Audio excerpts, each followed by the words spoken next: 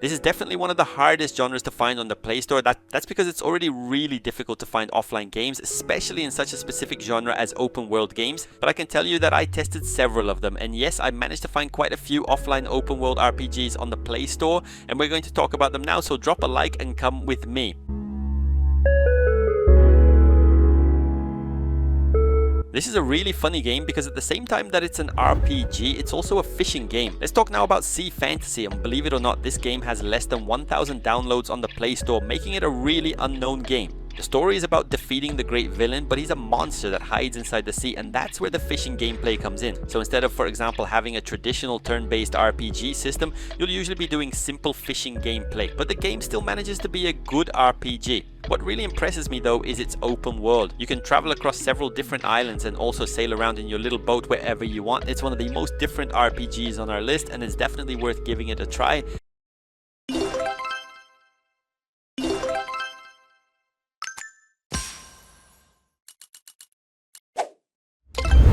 This is a game with less than 1,000 downloads on the Play Store. It's actually a really amazing game, and we're going to talk about Tales of BLOOMRISE.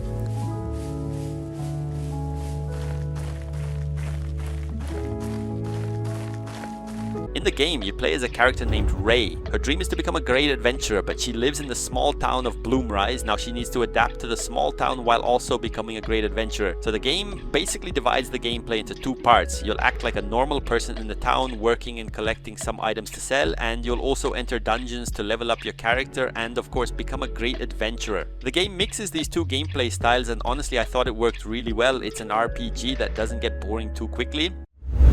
The idea behind Titan Quest is to be a sort of endless open world game, but a lot of people don't know that, and of course we're going to talk about it now.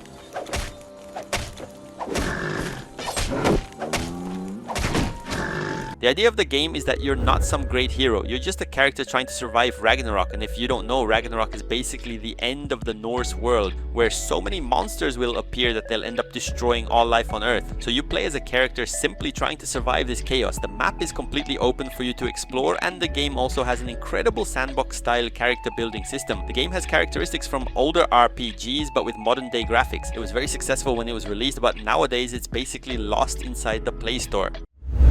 Well, this is a much more old school RPG, but it has an interesting story and of course an open world for you to explore. Let's talk now about Vampire Fall. I really like the graphical style of this game, where it uses much more human-like characters in a completely destroyed world. The story is basically about vampires taking over the world with only a few humans trying to survive, and you're one of them. Along the way, you'll talk to NPCs, level up your character, and of course defeat several vampires that seem to be immortal. The game gives you complete freedom to explore however you want and also develop your character. However, I have to say that its overall appearance makes it look like one of those really old RPGs, and that's probably why it ends up turning a lot of people away. Maybe this game could be considered just an open world adventure game, but let's talk about it anyway. This one is called White Flame.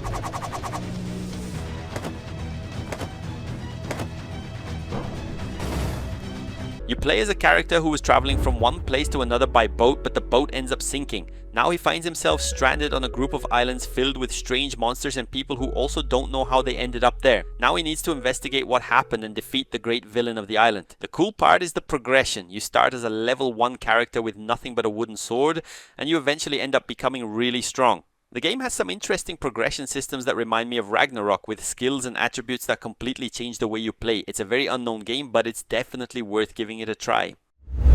Without a doubt, one of the best games on our list, and it's also completely unknown. Let's talk now about ASTRIS.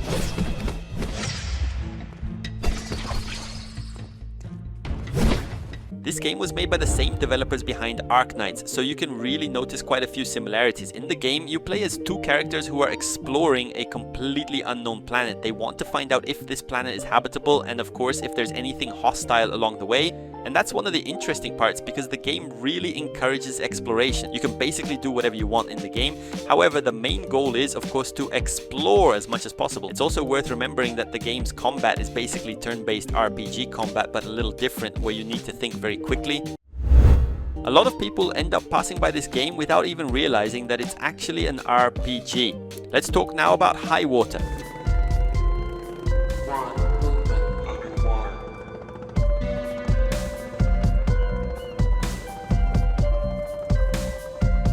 The story of this game is really good. It's about a character who is surviving the end of the world where there's water everywhere. The character is heading toward a vessel that promises to be the key to the human colony.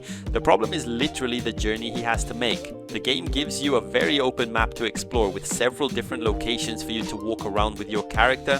Throughout the game, you'll meet other characters who can be enemies or allies. At the same time, the game has a survival focus that's really interesting, combined with combat that's basically a tactical RPG system. The game manages to be very different while also being really addictive. This is a game that a lot of people usually don't know about, and it came directly from Nintendo. Let's talk now about KITARIA Fables.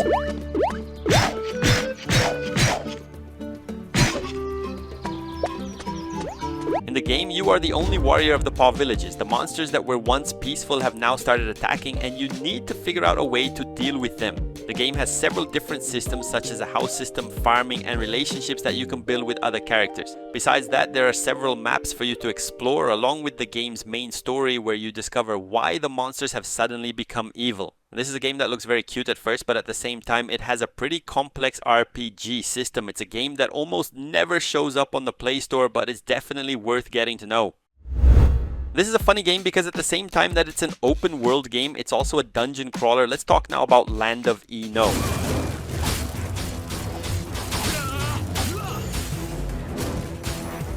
If this game took place inside a dungeon, I probably wouldn't include it here as an open world game, but that's not what happens. The game has a pretty open map for you to explore and of course plenty of monsters for you to defeat. However, I would say that it feels like an incomplete game or something like that because that's basically the entire game. There's no story, not much character progression, just monsters for you to defeat. But one interesting thing is its gameplay. The combat is actually really good and it can get really addictive as you try to defeat as many monsters as possible. And of course, it's worth remembering that this is the first game on the list that isn't on the Play Store.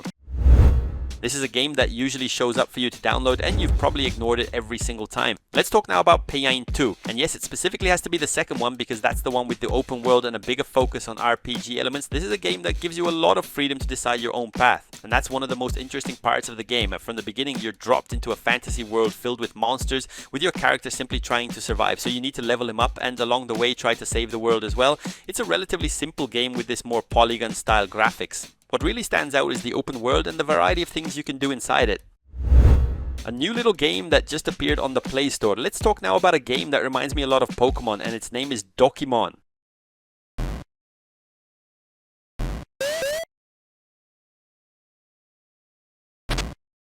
Just like many of these games, it has an open map for you to explore, but in this case, it has some pretty interesting differences from Pokemon and of course a lot of originality as well. For example, the game has more than 40 hours of gameplay, which is a lot, along with a main story about the disappearance of a friend of yours. But what's even more interesting is the fact that there are more than 100 Pokemon-like creatures for you to collect. The game also has more than 6 different characters for you to explore throughout the story. The truth is, it's a very well-made game that's simply inspired by Pokemon.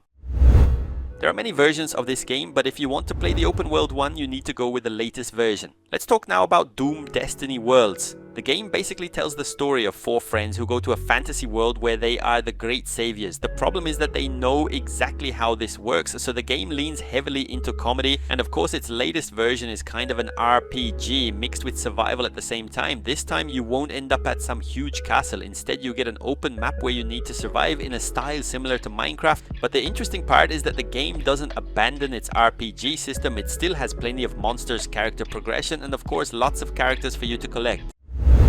Definitely one of the most complex games on our list. Let's talk now about a game called DROVA, Forsaken Kin.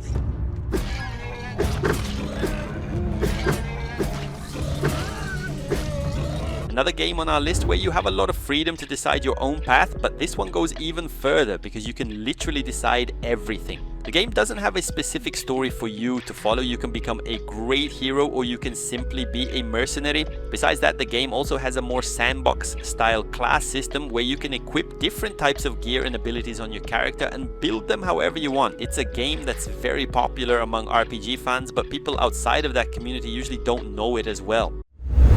Another super old game on our list, a little game from 2013. Let's talk now about Earth and Legend.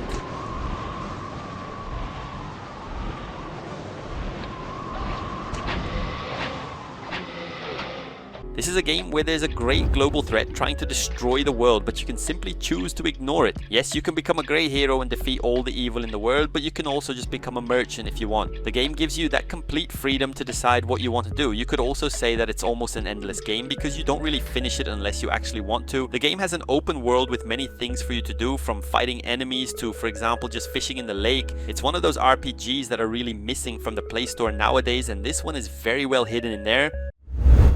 I have to say, I don't really like first-person RPGs that much, but this one is also an open-world offline game. Let's talk now about ELDORIA. This is another game on our list that focuses heavily on its open world. To give you an idea, the game doesn't have any main story. It's basically just the world for you to explore. You start with your character in the middle of nowhere and you have to figure out what he's doing there. There are houses, monsters for you to explore, and of course huge cities with other NPCs, but honestly I ended up not really understanding what the purpose of the game is or what the main story is supposed to be. The combat is interesting and there's plenty of stuff for you to explore. I think it's worth giving it a try. This is a game where it's almost impossible to discover that it has an open world unless you actually play it. Let's talk now about FABLES. That's because the game actually takes place inside a huge cave, but inside it there are many different areas for you to explore. You start playing with your main character, but you'll soon meet other NPCs along the way. You can build whatever team you want, and there are more than 15 characters for you to add to your team. The RPG format reminds me a lot of those older Final Fantasy games where everything was very basic, but of course the game doesn't just leave it like that. It has quite a bit of originality, especially when it comes to character progression. I believe this is a game that's worth giving a try.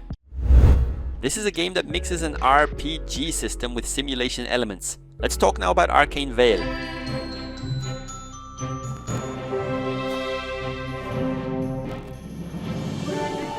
In the game, you play as a character who is looking for a great treasure for his father. His father is already bedridden and can't search for it anymore, and yes, this is the main goal of the game. The cool part is that the game gives you a lot of freedom to do whatever you want. For example, you can talk to NPCs or explore the map to see if you can find something, but honestly, the game doesn't give you any clues about what you're supposed to do. While you explore, you can level up your character, improve your farm, and do several other things. It's an interesting game with a different concept.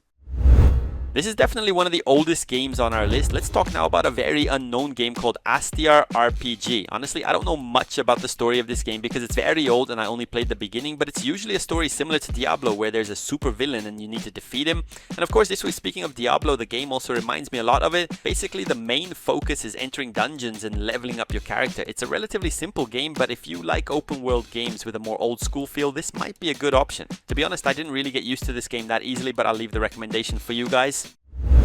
This game has less than 2,000 downloads on the Play Store, which is actually pretty impressive. And now we're going to talk about CHORONOMON Monster Farm. The name already gives you a pretty good idea of how the game works, and yes, it's basically a Pokemon clone. But of course, it also has quite a bit of originality and many different things. The first thing is that it's much more like a Pal World clone, where you collect monsters and also have them help you with several different tasks. That's because the game also has a sort of farming simulation that you need to take care of. And of course, for that, you'll need to ask your CHORONOMON for help. Other than that, it's a pretty complete game that you can play for hours and hours without getting bored. Just by looking at this game, you can already tell that it's very old. We're talking about a game from 2010. Let's talk now about Crusaders of Destiny.